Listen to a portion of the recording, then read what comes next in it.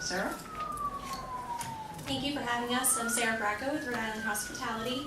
Our president and CEO, Dale Venturini, was the co-chair of the Plastic Commission, and John kind of went through the major points of the bill, but we did want to highlight a few things in that is the reason why we're supporting it.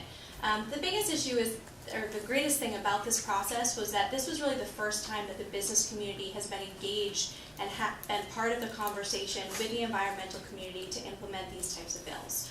Largely, as we see across the municipalities that have done this, our concerns, our issues, how this might impact the business community have largely been ignored. And I think what that shows is this bill has been introduced for many years. The business community has always opposed it. It's never moved forward, and as soon as the business community was engaged, we came to the table in good faith, and now we have a bill in front of us that pretty much every single major association, business association, is in support of. So we think from taking that perspective, moving forward on these types of issues, we ask that we always be considered and be part of the conversation before the legislation actually gets put in. As John and I were talking today, it's much nicer for us to come up here and be in agreement on an issue as opposed to fighting it. Two things that were really important to the hospitality community in 410 was the first one being uniformity. Our current regulatory climate is essentially a patchwork of laws. There are several communities across the state that have different plastic bag laws. This has really been a huge problem for businesses. We have to implement a different law in every single town that we implement, which is pretty much impossible to do. And it causes a lot of frustration. It adds cost to anything that we're doing.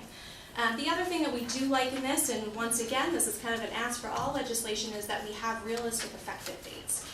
Businesses have to go through their inventory that they've already purchased. Otherwise, all we're doing is taking those plastic bags and we're still going to throw them out. So it's not solving the problem. We also need time to implement it. Restaurants have less of a plastic bag issue than some of the other retailers, and I know we'll be discussing this. But we still need time to implement it. We need to find new stock. It is more expensive to purchase paper bags, so we need to adjust our budgets accordingly.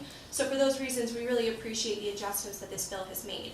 As for 202, which addresses plastic straws, we're also in support of this. We do have a few minor amendments that we have spoken to the sponsor about that we hope will be incorporated. Last summer, Rhode Island Hospitality actually implemented this program on a voluntary basis. We had all of our major restaurant groups in the state sign on to this as part of a recognition that this is really an issue that we need to confront. It's our perspective that bans on straws not only unduly burden businesses, but are also discriminatory to people with disabilities who actually need plastic straws to consume liquids. So we think the ask first method is actually a better way of approaching this and has a better way of changing consumer behavior while also being respectful of the fact that we all have different abilities and some of us have the need for tools that others don't. On that, we also are asking that the effective date be pushed out until next January 1st of 2020, so that we have time. It sounds silly that somebody needs some time to adjust to just simply not doing anything, but we know through the voluntary program that we've done, it's a physical habit that people do. So it just takes a little bit of time to actually break the habit of automatically putting the straw in. We also ask that drive-through restaurants be exempted out, if only because it's hard to drink an iced coffee in your car without a straw, and so it's kind of going to be a redundant question because of course you need one to drink it. And then we also ask, much like on plastic bags, that there be a strong uniformity measure. We feel the business community has come to the table on two important issues, and we are giving a lot on this, and in exchange, the one thing that we really ask for is that we only have to adjust to one law as opposed to having to figure out the state law and 39 other cities and towns laws that they might put in addition to that.